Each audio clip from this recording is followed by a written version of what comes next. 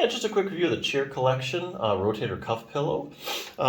This is probably about as simple as it gets. This is kind of like a no frills thing, but it's very effective and does what it's supposed to do. So I really like these things that are really kind of like shoulder pulleys. You know, you can look at the shoulder pulleys and they have a lot of different features on them, but really some of them are just simple. They do what they're supposed to do, and so you don't need all that.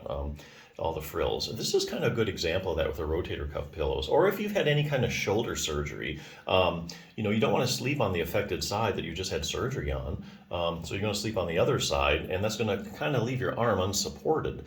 So people are always looking around for a pillow, or they might grab their other spare pillow they have. This one's made specifically to fit right under your shoulder really neatly and support it as you're sleeping on your side, or actually as you're upright. That helps too. You know, as you're like, if you're going to read a book or just watch TV, it's good to have that arm. Gives a little extra support, kind of brings it out to the side a little bit, which is a good rest position for the shoulder. So yeah, this is a really cool pillow. Couple features. I say first of all, it's a kind of a no frills shoulder support pillow, which I really like.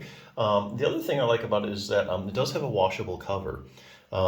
Sometimes after surgery, you know, you might leak some fluid a little bit, or, you know, maybe just using it a lot, it might get kind of smelly because it's been under your arm a lot.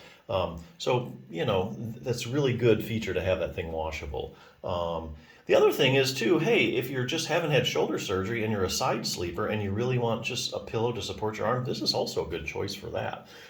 So a lot of people are just thinking surgery, but not necessarily. I think some people, after having their shoulder surgery, using this pillow, they might just keep using it just because it's so comfortable if they're side sleepers.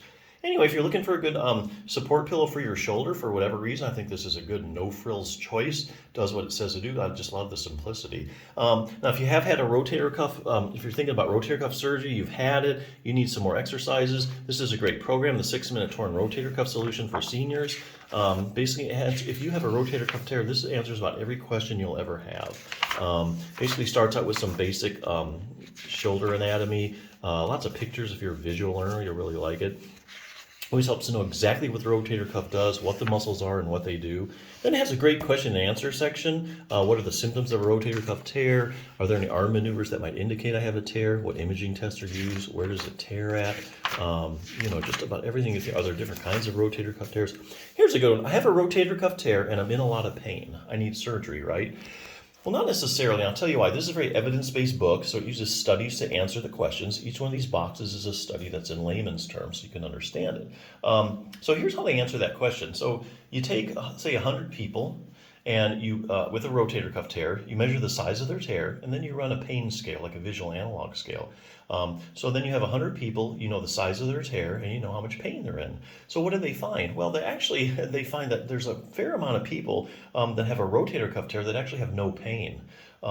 And that's really well documented in the literature. You know, it's kind of like having asymptomatic knee arthritis. Well, there are plenty of people walking around with asymptomatic rotator cuff tears, especially as they get older.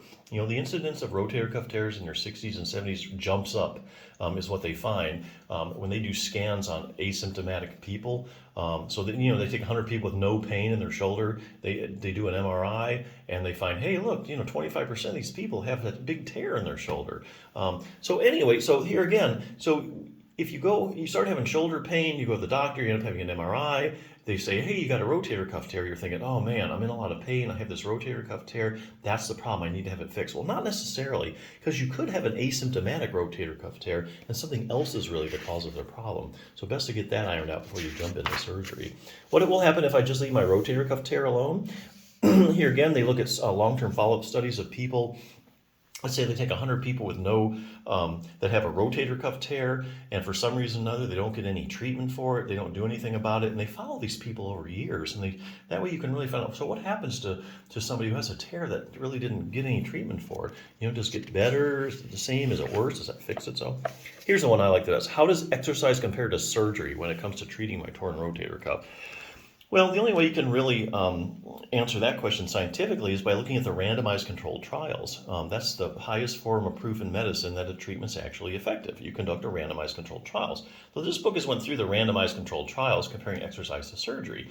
So they look at studies, say, where you have 100 people with a rotator cuff tear.